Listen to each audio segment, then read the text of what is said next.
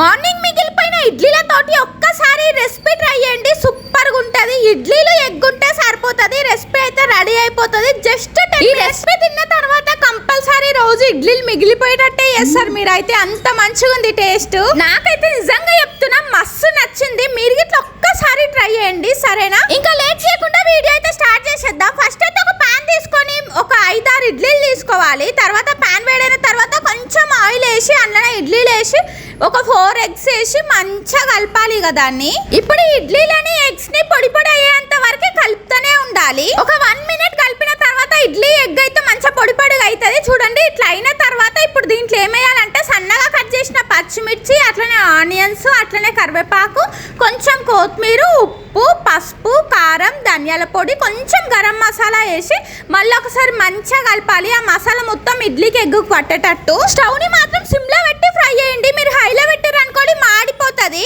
ఇట్లా మంచిగా కలిపిన తర్వాత ఒక 2 మినిట్స్ మూత పెట్టి వదిలేసినాం అనుకోండి మన ఇడ్లీ రెసిపీ అయితే రెడీ అయిపోతుంది. చూడండి ఎంత మంచిగా వచ్చిందో. లాస్ట్ లో కొంచెం కొత్తిమీర వేసి మళ్ళీ ఒకసారి కలిపితే రెడీ అయిపోతుంది. ఇంకా వాయిస్ గురించి చెప్పాలంటే కొంతమంది ఏమో అక్క గట్టిగా మాట్లాడు బాగుంది అంటారు, ఇంకొంతమంది ఏమో చిన్నగా మాట్లాడు అంటారు. ఎట్లా మాట్లాడాలో అర్థం కాక కన్ఫ్యూజ్ అయిపోతున్నా. సరే గానీ కొత్త కొత్త రెసిపీస్ కోసం ఇన్స్టా అయితే